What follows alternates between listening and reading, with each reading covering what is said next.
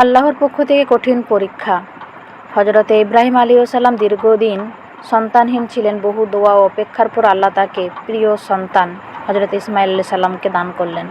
সন্তান বড় হতে থাকলে পিতা পুত্রের মাঝে গভীর ভালোবাসা তৈরি হয়। ঠিক তখনই আল্লাহ তাআলা ইব্রাহিম আলাইহিসসালামকে স্বপ্নে দেখালেন তিনি সবচেয়ে প্রিয় জিনিস আল্লাহর রাস্তায় কুরবানি করেছেন সেটি ছিল তার প্রিয় পুত্র ইসমাঈল আলাইহিসসালাম।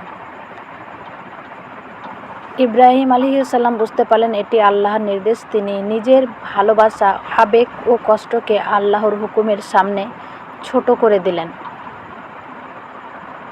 তিনি ইসমাঈল আলাইহিসসালামকে বললেন, হে আমার পুত্র, আমি স্বপ্ন দেখেছি যে আমি তোমাকে জবাই করছি। এখন বলো তোমার মত কি? ইসমাঈল আলাইহিসসালাম উত্তর ছিল ইতিহাসের সবচেয়ে সুন্দর উত্তরগুলোর একটি। তিনি বললেন, হে আমার পিতা, আপনাকে যা আদেশ করা হয়েছে তাই করুন। ইনশাআল্লাহ আপনি আমাকে ধৈর্যশীলদের অন্তর্ভুক্ত পাবেন। আলহামদুলিল্লাহ, একজন পিতা আল্লাহর আদেশ মানতে প্রস্তুত, আর একজন সন্তান নিজের জীবন আল্লাহর জন্য দিতে প্রস্তুত, উৎসর্গ করতে প্রস্তুত। এটাই ছিল প্রকৃত ঈমানের পরিচয়। ইব্রাহিম আলাইহিসসালাম তার প্রিয় সন্তানকে নিয়ে মিনার ময়দানে গেলেন। চোখে পানি, হৃদয়ে কষ্ট, কিন্তু মুখে শুধু আল্লাহর সন্তুষ্টি। যখন তিনি ইসমাঈল আলাইহিসসালামকে কুরবানি করার জন্য প্রস্তুত হলেন, তখন আল্লাহ তাদের এই ত্যাগ কবুল করলেন। আল্লাহ ইসমাঈল আলাইহিসসালামকে এর পরিবর্তে জান্নাত থেকে একটি দুম্বা পাঠিয়ে দিয়েছিলেন।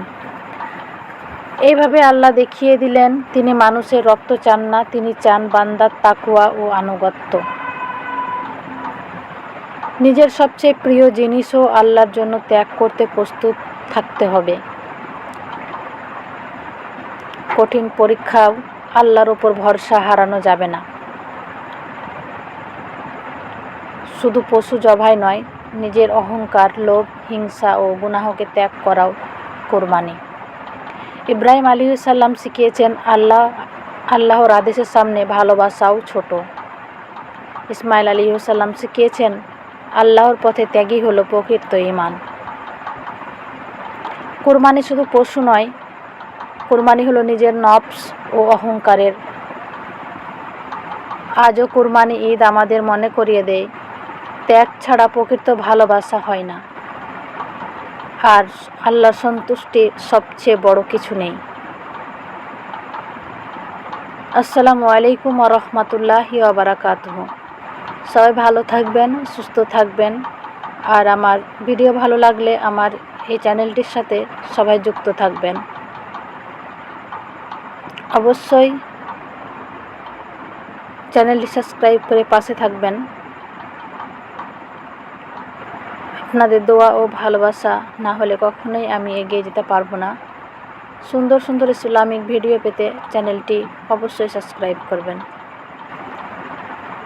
আয়েশা বিবির চ্যানেলে আমাদের পেজের সাথে সবাই যুক্ত থাকবেন।